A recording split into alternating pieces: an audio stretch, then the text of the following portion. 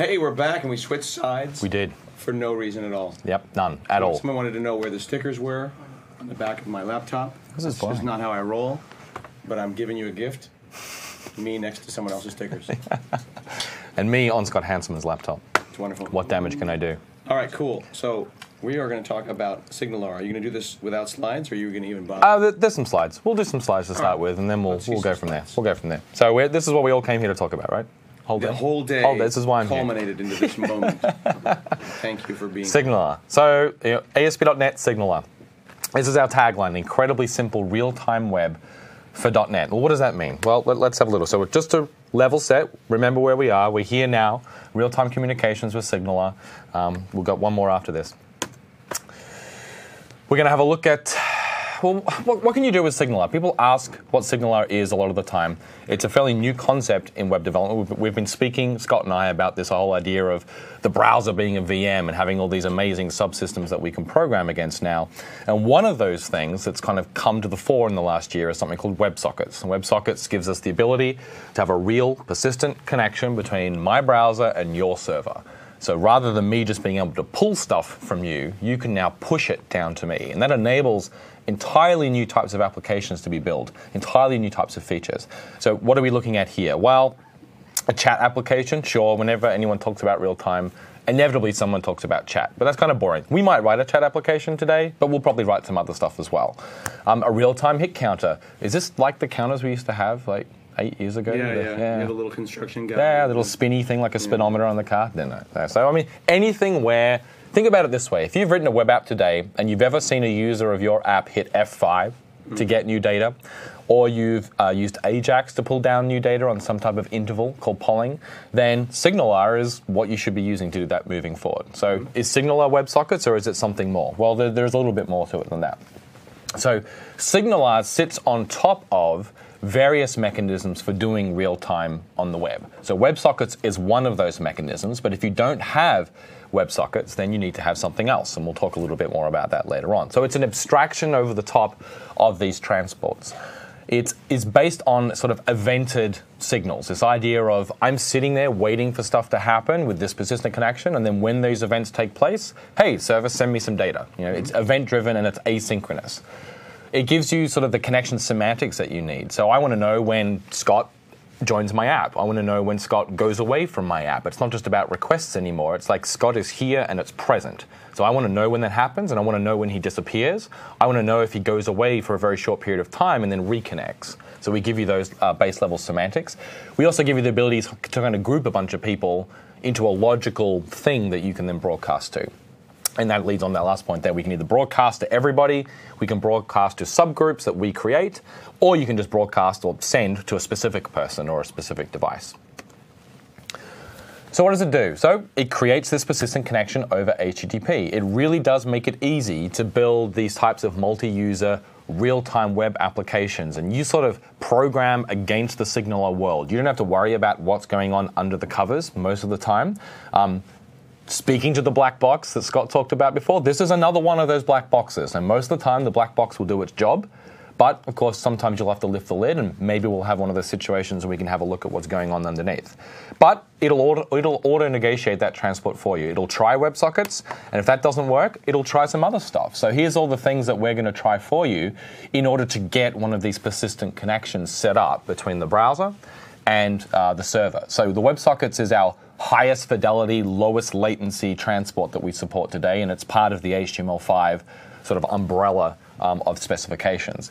Moving down from WebSockets, we have something called server-sent events, otherwise known as event source. It's exposed as event source inside the browser in JavaScript, and that's supported by a whole bunch of browsers. Basically, every modern browser other than IE decided to support server-sent events. We have a technique, and not a standard, it's a technique called forever frames. This has been around forever, funnily enough. We've used this in IE for years, right? It's the way to create a hidden iframe in your page, have it request some document from your server that actually never finishes. All that document does is send down script tags forever. And the browser is kind enough to execute script tags as they arrive. And so if we just keep that request running forever, we can just keep sending down more script tags, and it looks like we have a persistent connection. So that's kind of cool. And if none of that works, we fall back to a technique called long polling. So what does SignalR do? Well, it allows that server-to-client push. It opens up HTTP beyond client getting stuff from the server and lets the server push stuff down to the client. We also have a nice API above that, which mimics an RPC or remote procedure call type of thing, which we'll have a look at. We built it asynchronous from the ground up so that we can scale to many, many, many connections on a single box. And we actually use the async primitives and support inside ASP.NET. You saw some of those earlier today. You spoke about async. You saw how you could call out to different web services in parallel. That utilizes the server resources available to the best possible use so that we can get many, many connections. And then when one server isn't enough, we can scale out beyond that single server by plugging into a provider mechanism that we have in SignalR. So we call these message buses or scale-out buses, and we have support for Service Bus if you're on Windows Azure, SQL Server, and Redis. And Redis, for those who don't know, is an in-memory distributed database system which has sort of a pub-sub mechanism and fairly popular in certain sections of the community. And we are open source on GitHub. So like most of the work the ASP.NET team is doing these days, we are open source. You can look at the code. It's in Git. Some of our work's on Codeplex. This work is in GitHub. And we not only have the source available, but we actually develop in the open. So if you go up to GitHub, you'll actually see our issues are all logged there. Our milestones are defined there. We really don't have any secrets when it comes to how we develop SignalR, which is kind of cool. So let's have a quick look at a diagram that kind of explains the differences between web traffic that we may have been used to in the past to get new data and what SignalR does. So here's our typical sort of HTTP request diagram. We have a client browser, we have a server, and the client makes an HTTP GET to that server saying, hey, have you got some data? Well, if it wants to get data sometime soon after the data arrives, then we're going to have to keep making that call over and over and over again. And so which is what we call polling, right? We would use Ajax to simply poll against the server saying, hey, you got data, hey, you got data, hey, you got data. And while this works to an extent, you have to keep adjusting that polling interval down and down to a smaller number to sort of mimic real time. If you want to get anywhere close to real time, you have to be polling quite frequently. And of course, if we do that too much, then you may put your server under adverse load. So with the advent of the real-time web, this conversation takes place in a slightly different way. The browser says, hey, server, do you support real-time? And the server says, sure, I know how to do real-time. I'm a new server. And we go, great, let's party on. Let's do real-time. And so from that point on, we have a persistent connection, and the server can call the client, and the client can call the server, and we just keep going from there. All right, so let's build an app, because talking is one thing, but building an app while talking is a completely different thing. So let's create an absolutely empty web application. And from here, I'm going to install some packages in order to do this demo. So I'm going to install SignalR. Here it is. Let's install SignalR, accept the license terms. This pulls in a bunch of dependencies and a README file, very nicely telling me that in order for SignalR to work, I have to actually add some startup code. So I have to configure the SignalR route, essentially, to handle the SignalR traffic. So let me add a global.asax to my application, and let me paste in that application start that the README file told me to do. I imported the routing there. You saw the control. And if I had a web forms app or an MVC app, what would I do with my routes as it relates to SignalR? So the routes, this map hubs call here is going to add an entry into the route table, the ASP.NET route table, in the order and the place that you called it. So if you're using MVC already, you would have an existing route. You would put this one before the MVC route generally, otherwise the MVC route will swallow up the SignalR traffic. So route ordering is very important. That doesn't change. You have to be very careful when using routing that you define the routes in the right order.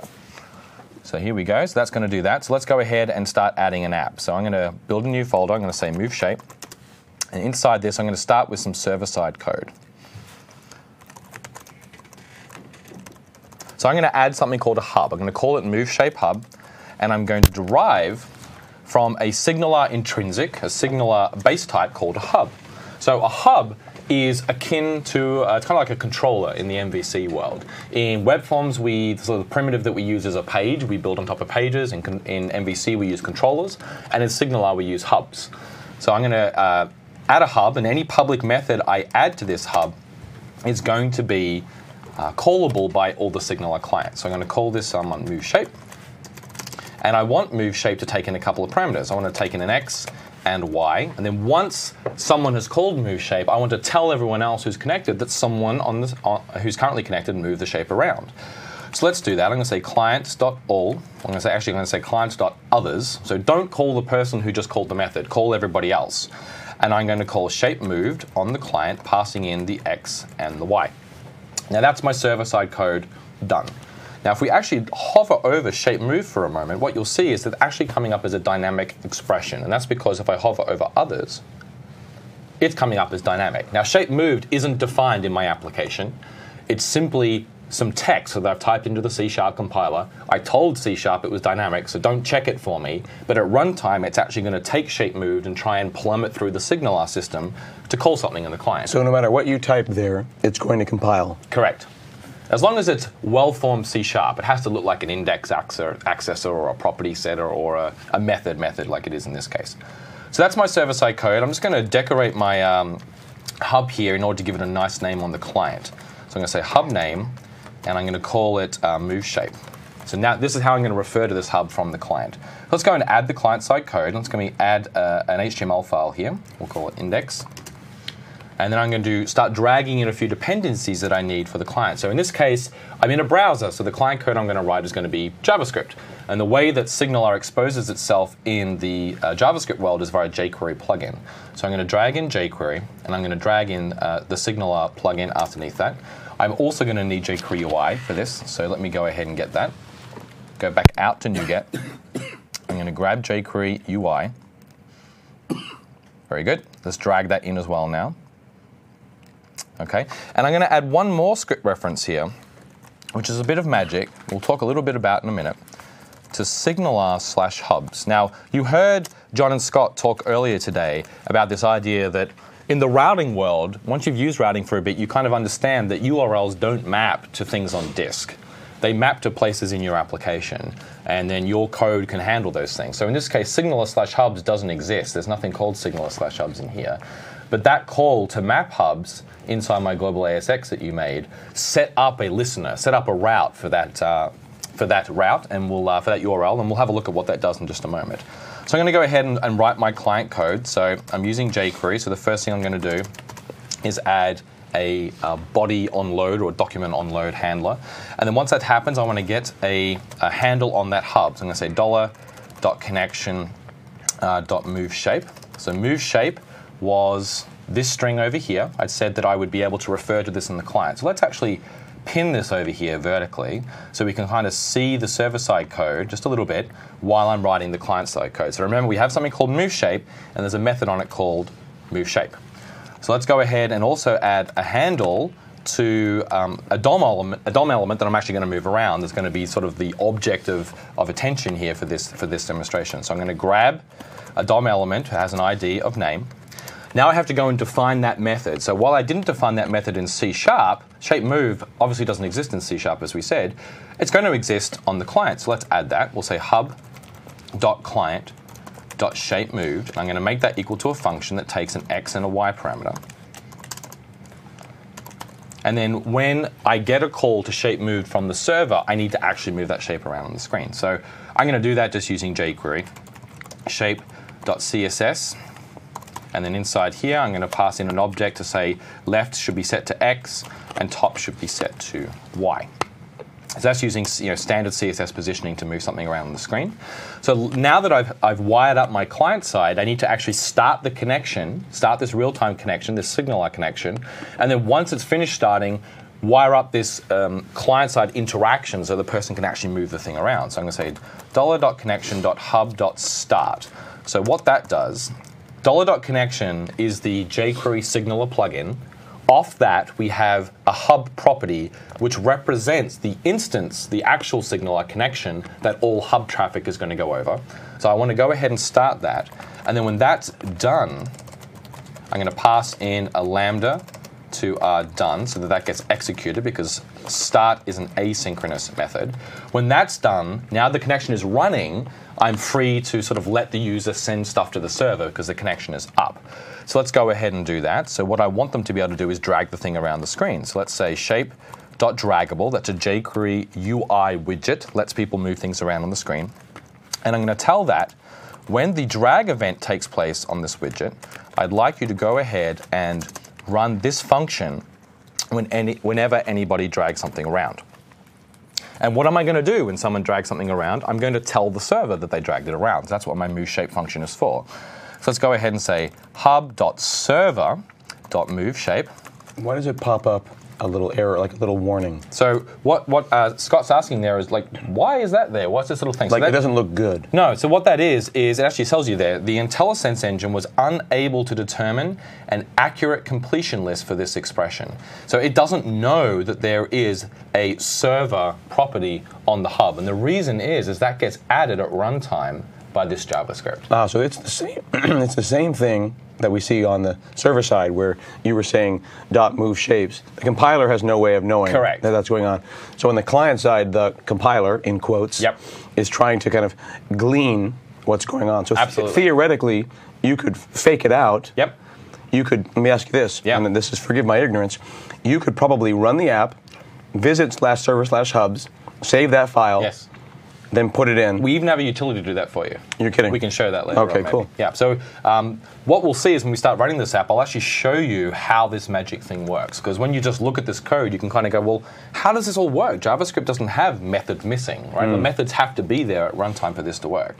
So let me call my MoveShape, and we know that I have to pass into MoveShape X and Y, because that's what the server is telling me. So let's go ahead and get X and Y off this. This is just a DOM element, so I'm going to say this dot offset left, and I'm going to say this dot offset top or 0, because that can sometimes be null. Okay, so that's fine. So there's my JavaScript code written. So let's go ahead and actually add the DOM element that I want people to be able to move around. So let's put that in here. It's going to be a div with ID equals shape. And let me make it look like a shape. I'll add some style. I'll say shape. It's waking up. There it is. And inside that, let's give it a width and a height. So we'll say width 100 pixels. So you're giving that block element a little room to move. That's exactly right. We'll give it a background color. Otherwise, a div takes its rendering from its contents. So if I don't tell it anything else, it'll just be nothing. And I want a nice color. So let me use this awesome picker here. I like this blue over here. And I'm going to say cursor equals move, because there is actually a nice cursor built into CSS to indicate something's movable. So let's do that. That's built. Let's run that up now. Okay, so there's my shape on the screen. That's good. So far, so good. Let's open up a different browser, because real-time demos of collaborative applications, I think, always work better when there's more than one user.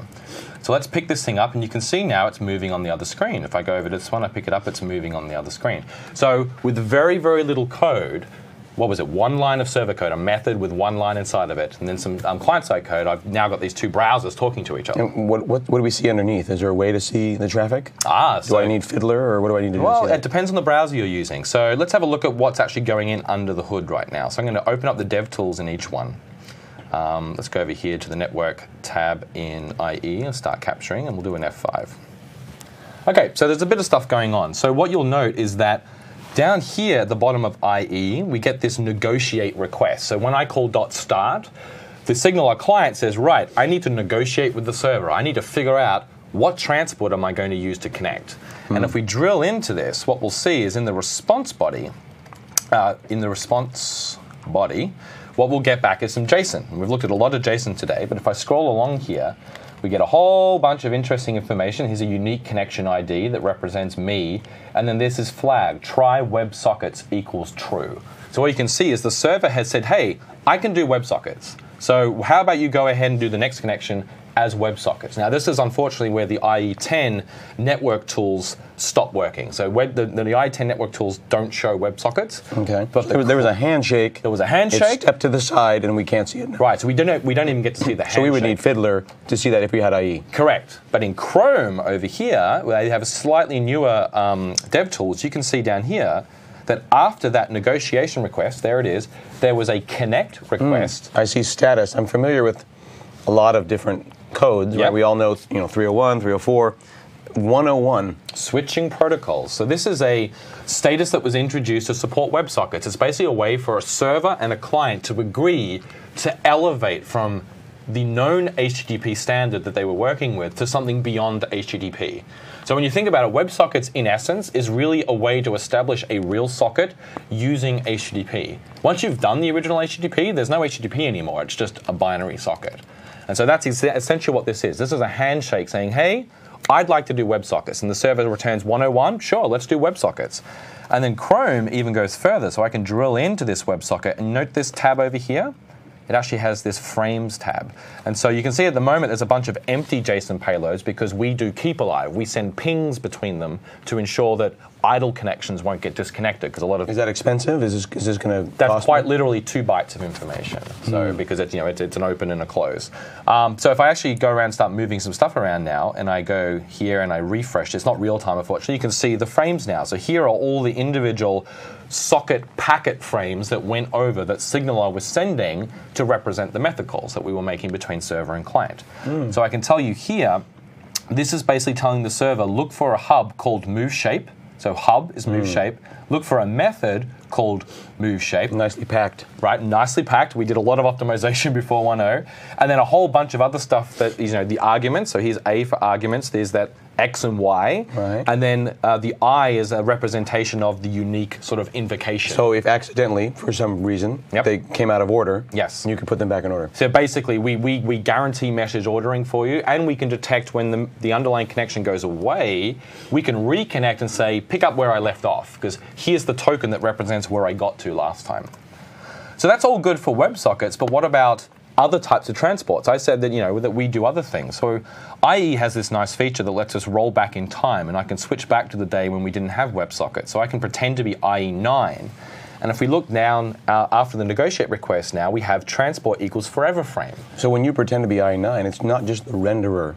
Correct. You really are pretending to have functionality. Yeah. That is the IE9. APIs all change as well. Interesting. And so the code that we write in our client to say, hey, is WebSockets available? That feature detection that we spoke about before, that kicks in and says, well, no, because it's not there. The method doesn't exist. And so we try and connect with forever frame instead. And you'll note how very different these two types of requests are. So you see this one is just sitting in a pending state, whereas over here in the WebSockets world, this thing is done. Like it happened, and then we're just partying on a socket from that point on. This request cheats. So as I move this one around now, that request just continues to sit there in a pending state forever. Now, if I move from the left, what you'll see is a lot of AJAX requests get sent up. So forever frame is a technique only for getting data from the server to the client. If the client wants to send to the server, it has to do a standard AJAX post. I see. So on the left, when you move it, it's going and sending it like that. Correct. Very, very quickly. Very small, but it's going. Very small, but doing And on the right, it's basically got a phone line open. That's right. And it's breathing on the phone line. Absolutely. And it's just not going to hang up. That's right. And it's basically the difference between a full duplex channel and a half duplex channel. The one on the left-hand side has to have 2 channels to simulate full duplex, because it only go in one direction on each. And is this going to work in different proxies? Am I going to have situations where I'm behind some proxies and things won't work? So that's one of the other reasons why fallback is really important. So even if the client and the server both support WebSockets, maybe one of the 37 devices in between you doesn't. And for whatever reason, it gets in the way and sort of gets all angry, as you would say, on the connection. It says, hey, I don't know what this 101 means. I'm just going to kill it. And in that case, we'll detect that error and we'll fall back to a lower transport so that at least the browser can continue to work. And of course, all this is happening inside the black box. Your application doesn't need to worry about it. You simply write the code that we saw before, and all this just continues to work, which is really kind of cool. So this is great. This is a browser client. So I've obviously written a browser application. I've got different transports. I've got fallback. That's pretty cool. But if it was just a browser, I mean, it would be cool. But as we've just spent the last hour before this one talking about, it's not just about browsers now. It's about lots of different types of devices. We have mobile devices running apps, and we have desktops as well running apps. So what about supporting other clients? So we do. We support more than JavaScript. We also support .NET. So I'm going to switch over to a different version of MoveShape here. This is a more complete version. It's been extended to support not just a web client, but also a desktop client. So this is using WPF. If I look inside my main window.xaml, you can see the design is going to load up. I have a bunch of stuff here. There's my blue shape that I'm going to move around the screen. And if we go to the code behind for this, we'll see a slightly different API, but it does look very, very similar. So in this case, I'm on my Go method. I'm saying, OK, create me a hub connection, and then create me a proxy. So we didn't see this in the JavaScript world because that was taken care of by that special magic link that we talked about. Then including SignalR hubs, dynamically generated JavaScript to give you a proxy effectively. That is absolutely that correct. Same proxy that IntelliSense couldn't see. That's exactly it, because it only exists at runtime. And for full, this API here actually does exist in JavaScript. In fact, I can prove that. I can go back to here if we run this app again, and we actually look at what was sent back by that request. So here it is. Here's the SignalR/hubs. Let's look at the response body. Let's copy that out and go into Notepad and paste that in. So if I come down in here, we should be able to find a proxy call. Spell it right. And if I spell it right, I'll do an even better job of being able to find it. Oop. Yeah, at the bottom. Yes, now I've gone to the bottom. So here we go. This.create hub proxy MoveShape. So that's very similar to the .NET code we just saw. And you can see what we're doing is just creating you an actual property on something called MoveShape. Here we are defining that client and that server property I was interacting with. And here's the MoveShape function I was calling on the server. So that MoveShape function is the, on this function, you're saying on MoveShape, do this stuff. Actually, this is the other one. This is the server one. So this is the one that I call on the server. So if I was to add foo on that method, it would show up on that class. It would show up underneath here. I see. And if you look at the method body, you'll actually see all it's doing is saying, look at the MoveShape proxy, call its invoke method, and then using JavaScript, we call apply. Let's invoke this function called invoke. A little bit confusing. We have a function called invoke, which we're going to invoke.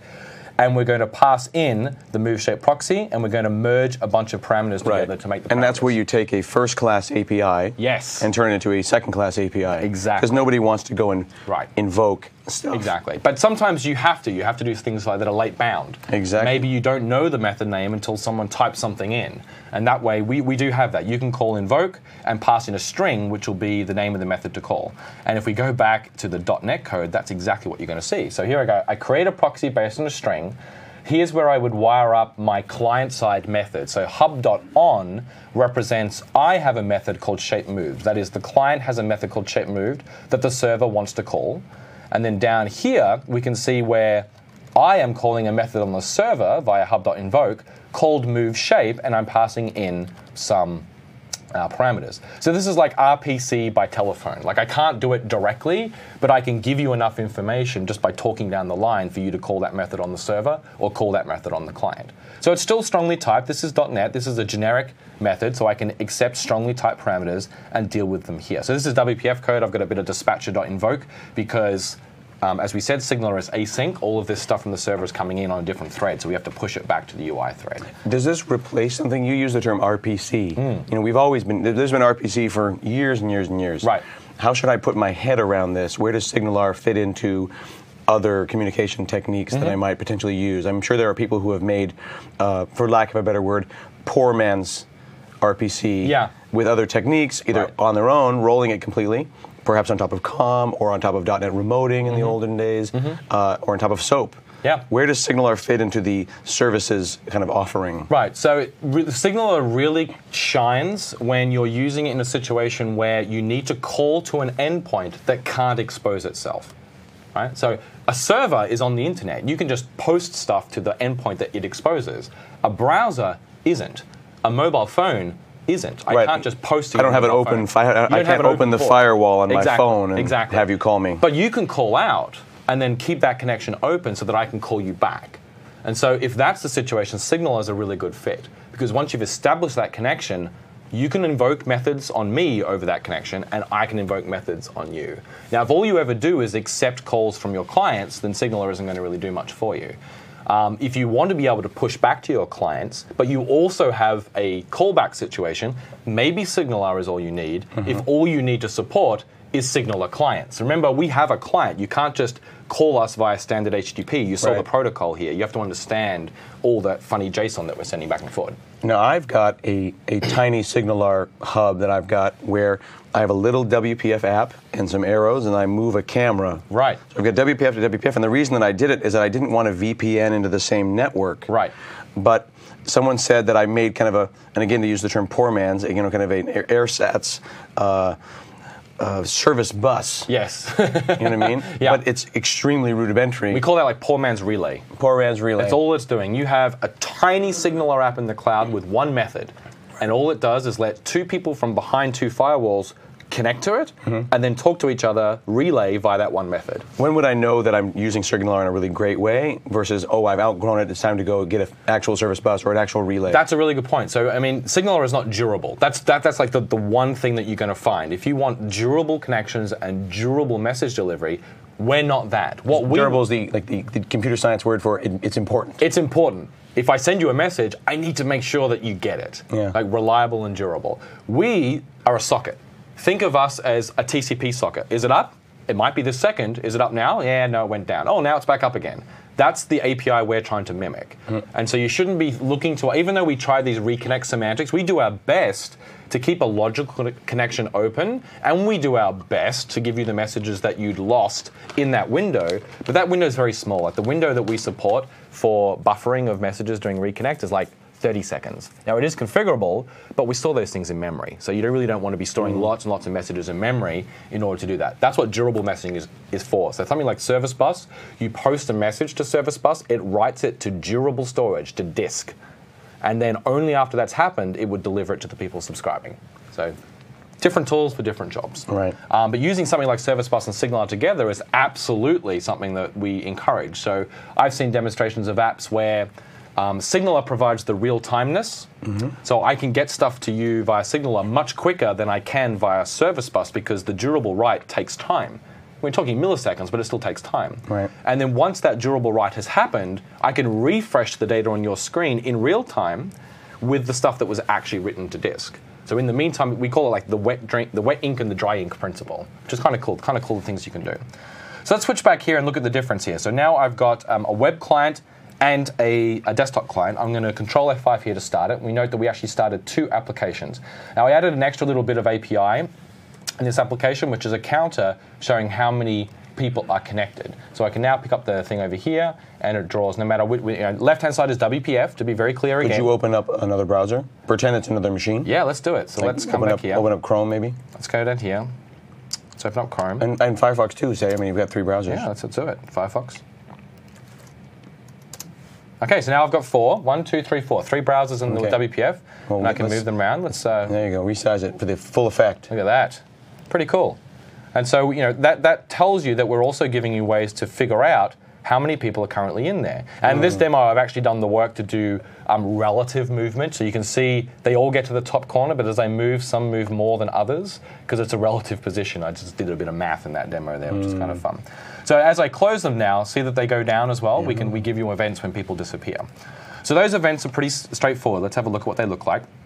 So here I've subscribed to another method. It's called client count change. So this is in the client. This is my WPF client.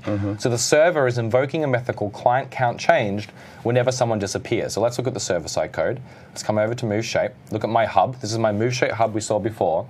But now it has a couple more methods. It has a connect method, a reconnect method, and a disconnect method. And what that means is we'll call the connect method on your hub whenever a new connection shows up. So now you can track connections. And we'll also call disconnect, obviously, when people go away. So we will flow through any credentials that appear from the request. We'll give those to you. You can get to those via context. And we'll also raise events when people come and go. So now you have all the data you need to track, map Scott is currently on connection 1, 2, 3, 4.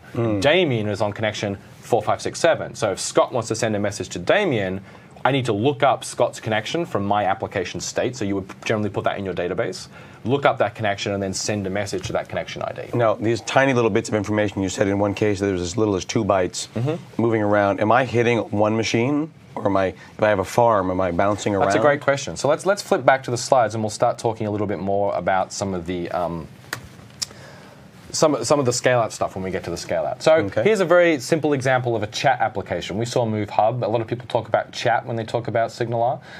So there's JavaScript, hub connection.chat. I have an add message, and I go ahead and start, and then I can send messages to the server. Very, very similar to what we saw, except this time I'm updating an LI instead of moving a shape around on the screen. And then with .NET, same API, just express in .NET sort of idioms, and then I can now get clients for .NET WPF, Windows Phone 8 we support, and Silverlight 5. So the other thing to note before we move on is SignalR is part of the family. It is an ASP.NET thing. You can call support. We released 1.0 on Monday, so it sort of slots in here underneath services. So as we spoke about before, you may have web APIs because you want to support different types of devices using HTTP to get data from your server and to post data to your server. But if you want to send real-time updates, SignalR is really the thing to be using for that. So we talked a little bit about this during the web API talk, but in a larger context, because we've got enterprise developers and people who are listening, you've got WCF, WS star, big, secure, enterprise, durable, they follow all of the rules that one needs to follow. I usually put it in the context of when you're moving money, you're probably going to move that money with WCF. Then you've got your web APIs, JSON type stuff, and then SignalR. So when you need real time, when you need eventing, but I could use them all, couldn't I? They're not mutually exclusive at all. You can totally use them all together if you need to. So I could have let me just brainstorm. I could have a stock trading application. I filled up my positions with JSON using Web API. That, from the server side, made a call using WCF to some back end with some certificates.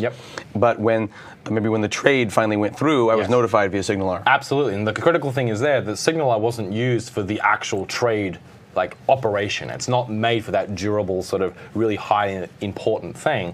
It's used to layer on the real-time aesthetic onto your application, right? To enable that type of real-time update that you couldn't have done just using polling. Right. I always give the example of Expedia.com.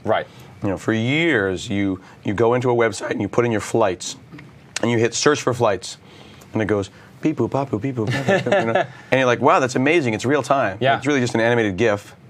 And back in the days when Internet Explorer would click, every time you would navigate, you'd go click, click, click, click, click, click, because somebody's pushing F5 for you. Absolutely, absolutely.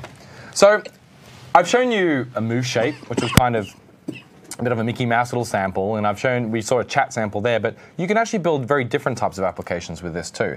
Now that we have a real-time connection, we can use that to build completely new types of experiences. And one of those things is real-time gaming. So I'm going to go to a website here. This is something that was built by one of the people on the SignalR team. This is shooter.signalr.net, and as you can see, it's a real-time fly around in the world shooting application. Can we all go in there now? Yeah, absolutely. Can everyone go up there? So I just leveled up, and I picked up, there's a guest there, someone's joining. So everyone who is on the internet right now.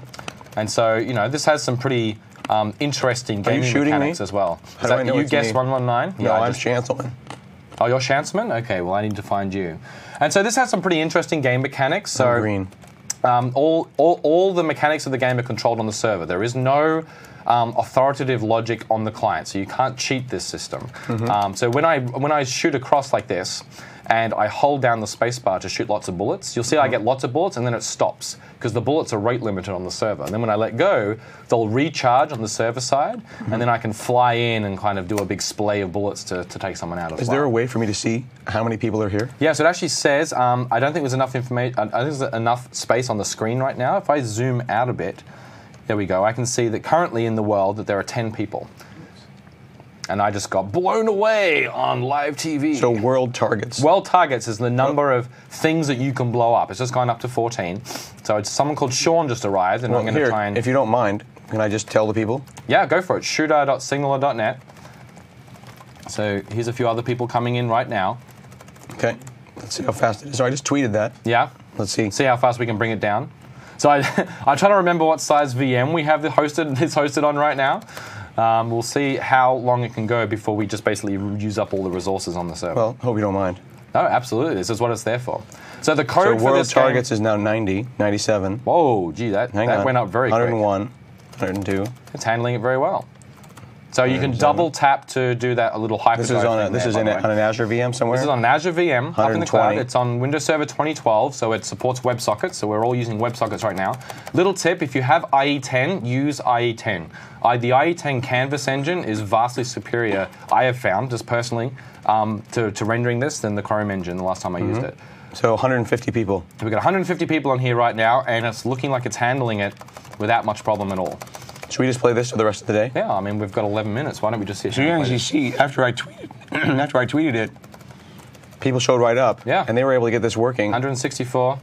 So the code for this is available. If you come down to the little I down here, you can see the code. There's a link there to GitHub where the code is. It's written by a guy called Taylor Mullen on our team. and the design was done by the fantastic Azure design crew who do all the design work for the portal as well. So it's a great little game. It takes pull requests. We'd love to see new features that come in as well. It supports leveling, supports all types of wonderful stuff, and importantly, all the real-time stuff is done with SignalR. So you can learn all about how this works. You can absolutely learn about how this works and look at the game loop he's using, how he's doing the physics calculations, all that type of stuff. Pretty smart guy. 230, we're topping out here. We are. We're doing pretty well here. It seems to be handling a little bit of stuttering, but it seems to be going pretty well. What is the stuttering? Are you telling is SignalR telling the world where everyone is at all times? Yeah, so what happens is there's a couple of loops running on both the client and the server. So this is a typical real-time gaming architecture. What I have is on the client, I have a loop that's running at about 5 hertz, that's 5 times a second, that's reading the status of input. Which seems like a lot, but kind of for something like this is very reasonable. Right, so 5 times a second, we're going, what keys are down? Oh, the up key is down. Oh, the space bar is down. And then we update client-side model to represent that. And then at a different cadence, at usually a slightly lower cadence, we push the current state of the model to the server. We say, okay, currently, I have the up key and the left key down, so that the server knows what I'm trying to do. I think we just crashed it. And then on the server side, what happens, very good. No, it's still there. No, and on the server side, what happens 250. Is all that state information is coming in at a given rate. We update the in-memory state based on when it comes in from the client, and then we have a physics loop that runs on the server that does all the calculations based on these commands coming in from the server and updates the authoritative game state. Like, where is Damien right now? Where is every bullet in the system? Did a bullet just collide with a player? And then we have a fourth loop, there's the second loop on the server, that is broadcasting this state down to all clients. So this is a pretty standard real-time web gaming architecture. There's a lot of articles about how to write these types of games. And so what the stuttering generally is what happens is if your machine gets any type of lag at all, you'll pause for a second and you'll get a bunch of data. So you can still fly around, and the client-side logic will predict where it thinks things will be, but when it gets the updated information, it'll very quickly correct itself back to where it actually is, because the server is authoritative. So arguably, the farther away you are, the less we care about what you're doing. And people who have played Quake or something, on slow connections will know the experience of, hey, I shot you, and then 3 seconds later you realize, no, you didn't, and they run around. Just a little product idea for you. Yeah. I think that you should have a banner in the upper corner, like one of those fork me on GitHub type things. Yes. And just say, do you want to write games like this? And send them off to the code. Because right now I'm looking at this, 250 people just came in, but they don't know what this is or how they can write this code. We should tell them that. Yeah, so it is there, it's just hidden. As I said, you have to click the I down here. Yeah, that's too hard. And it is down here underneath here. That's a good idea. We should just make it front put it in and their center. face. Yeah. Some kind of a banner. That's fantastic. So that's pretty cool. I love that. Okay. Lots of people in here right now. I could just play it all 250. day. Fantastic. Looks good. So these are the types of experiences that you can build with SignalR. So you asked a question about scale. So we're hosting this on a VM. We just handled 200 people coming in and blasting around with, there's 400 bullets currently running through the system and 200 real-time people is different than 200 page views. Absolutely. So there were 5 bots in there. There were some people called CPU, but the other 195 people were actually real I was people. wondering who they were. Yeah. So when it comes to scale, there may get a time where one server isn't enough, or you simply have more than one server because, hey, you want fault tolerance. If that server goes down, you want your app to keep So that going. whole thing's on one machine? That whole thing is on one machine. And typically with real-time gaming, you connect to a server because the state is held in memory. You can't persist this out to a database in real time. It's just not fast enough. So you'll be aware of this idea of lobbying. So you come in, if it were a real-time game, everyone kind of sits in the lobby and agrees about who's going to go into what game. And then the game starts and you all play the game for a period of time.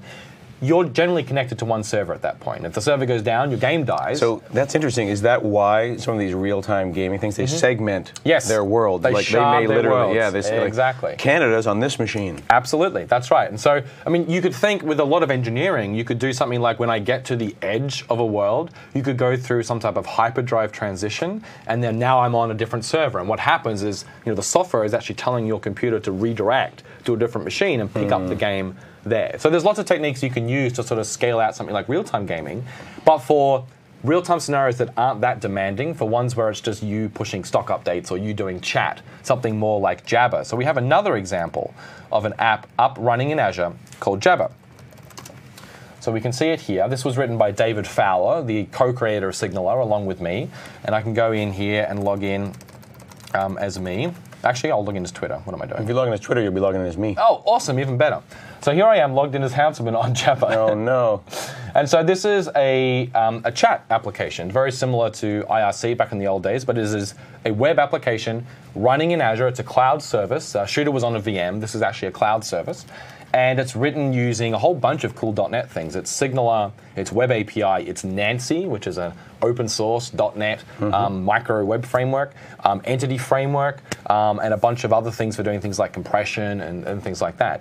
And so you can come in here, you can create rooms, you can sort of flip around and see what's going on. And the source for this is available as well. And this is on GitHub as well. And so you can even see down the bottom right-hand corner here, he's got continuous deployment set up. So you can see that this was deployed from this Git commit, that's a SHA from Git, on the master branch at this time. So I can click on that, and it'll take me straight off to GitHub and show me the commit that made this actually happen. Very cool. So some pretty cool stuff there. So if you want an example of a really rich chat application built with SignalR, Jabber is definitely the one that you want to look at. From my perspective, if people look at how can I make an entire app with SignalR, they're missing the point. Right. I think that if I'm watching this right now, I'm going to think about, maybe I'll take my blog like Hanselman.com, right, and I'll add like how many people are online, and maybe I can talk to them. Yes. Or a real-time notification of like secure inboxes. Yeah. Absolutely. So just additions to make the experience more rich. One of my favorite examples is a lot of people might be line of business developers. They have an enterprise application with text boxes over data, as we used to say. But a lot of these applications have to deal with concurrency. What if you and I log in and edit the same record at the same time? And I've certainly worked in companies where I need to be able to know that you edited this field and then I edited this field, auditability. Well, you have to deal with conflict resolution, because maybe I make a change, and while I'm in the web browser, you come in and make a change and save it before I got a chance to save mine. Well, I can't just override your change, because maybe your change has context that I need to take into consideration with my change. And so imagine what happens today. You use something like optimistic concurrency with the database, which means that when I try and save, it fails. It says, nope, Scott beat you to it. You have to try again. You can use pessimistic concurrency, which means I want to edit this record. While I'm editing it, no one else is allowed to. So this is the idea of taking a lock and saying, if Scott tries to edit this record while I'm editing it, he can't. He has to wait. And then there's the idea of no concurrency. Well, last person wins. Whoever gets in there can edit. But in the situation where the edit fails, you need to somehow resolve the conflict. So you could show some sort of dialogue that says, hey, you wanted to save this change, but Scott saved this change since you started looking at it. Do you want to try and merge them together? Do you want to take his change instead of yours? Wouldn't it be great if you could do that in real time while I'm still in the form? So imagine I'm editing first name of a customer, you come in and change it, and then save it. A little thing could come up on the screen next to first name, like a validation, saying, hey, letting you know this field has changed. Click here to resolve the conflict. It flies out in the field for you. You go, oh yeah, Scott just changed it. I'll click that, and I continue on my way. It could, totally brainstorming. It could even say, and he's online right now. Do you want to talk to him about it? Talk to him, you guys can work it out. Right, and so you can see it really does enable completely new experiences that you just couldn't have done without this type of capability before. So even if you're writing text boxes over data, there are absolute possibilities for using SignalR in the application that you have today. It is not just about chat, and it's not just about gaming. What about using SignalR as a client-side JavaScript message bus? I mean, there are other ones like that. Not SignalR for real time, but for having everything run through SignalR. If I were doing verification, validation messages, and data's being updated, could I plug Knockout and SignalR together? That's a fantastic point. We're actually thinking about some of these things right now. Let me show you some in the last 2 minutes here. Why not? Let's go look at some of the ideas I have for the next version of SignalR. We just shipped 1.0. So this is just you goofing around? This is me goofing around. I'm going up to gist on github.com, and this is how I write specs. Because I'm a terrible program manager at Microsoft. I hate writing Word documents. Yeah, you never write Word So I write code. And so here is my idea. So I wrote my spec as a gist. Why don't you Control plus? Yep, we'll zoom in a bit so people can see this, right? So here it is. So this is not anything that works. This is just how you wish it would work. This is absolutely right. Let me just make sure I've got the right one, because I had a few iterations of this idea. This is the right one. Okay, so let's have a look what we have here. So we have some UI up the top. Here's my chat UI. It's a standard form and a UL for holding the messages that people are sending to this chat room. And it's got some data binding expressions in here for knockout. So when I raise the submit event on the form by clicking on the submit button, I'm going to call send message on my view model. Standard knockout, we saw some examples of this before. We can see that my UL is being data bound to the messages property inside my view model. So far everything here is possible. Everything so far here, nothing is new. Now you're referencing a version of SignalR that doesn't exist. That doesn't exist. 1.5. It's on Signal the 1.0, mythical 1.5. right. This It's is a clever way to write a spec. Thank you. No one can copy paste this. And have it work. Because none of these versions exist. And so then down here is my knockout view model. So this, I'm using the prototype pattern here. So I have a constructor function and a prototype object that the constructor inherits from, essentially. So inside my constructor, I have my new message and my messages, which are just types of KO observable. So this is model view model. So when this thing changes, anything bound to this is going to update in my UI. And then I have a function on my prototype, which is, hey, go ahead and send this message. But note, send message isn't doing anything over the wire. It's not doing AJAX. There's no SignalR here. I'm just saying, go to the messages array, which is an observable array on my function, on my model, and call push. That's a JavaScript array method for adding stuff to an array. So add the value of new message. New message is bound. So it throws it into the array, and the only people that are watching the array. Absolutely. So the UI, so this function, this app right here so far would be me chatting to myself. This would totally work. Just me typing stuff in. It would add it to the UL. So this is all possible so far. This is all possible so far. Having not yet scrolled down. Having not yet scrolled down. So then we scroll down a bit further. This is all still possible to there. So what we do now is we create a hub connection using the other API that I didn't show you, like the .NET API for hubs. I create a hub connection and then I create a proxy for a hub that I call chat. There's no chat class, but I'm saying create me a proxy as if there was a chat class on the server so that clients can agree upon this thing. And then I go in, and this is where the magic really happens. Imagine that we have added some future additions to SignalR that let you work with client-side frameworks like Knockout. So I say $.signalr.ko or knockout.sync model. Doesn't exist. Doesn't exist, but you can kind of get the idea where I'm going now. Yep. Pass in the prototype, the constructor function to your sync model. Pass in your hub proxy, and we give you back the view model that you'll actually use to apply bindings. And what will happen now is that any page that visits this page, any browser that visits this page, if I add a message to here, it adds it to the messages property on the view model of all browsers currently connected. So we're synchronizing the view model. How is the server involved? So the server in this case literally just has SignalR. There's no server code that I've had to write to enable this. So one of the features that's a precursor to this that we're talking about adding for the next version of SignalR is the idea of classless hubs. Because as you saw in my MoveShape demo, the only code I wrote on the server side was relay. All I did was take some stuff from the client and then send it to all the other clients. Why do you even have to write that code? We could just do that for you on the fly, with the appropriate security and that type of stuff as well. So this would take advantage of that and just sort of layers on this idea of view model updates on top of that. So these are some of the crazy ideas we're talking about being able to add now that we have a real-time connection in the browser. Without something like SignalR, this just isn't really possible. That's pretty cool. That is pretty cool. So that's SignalR. All right. You end. I'm falling apart. Yeah, you fall apart. So we had a great look at SignalR there. We're going to come back after a short break and look at Azure, I think. Fantastic. So a few minutes and we'll be right back.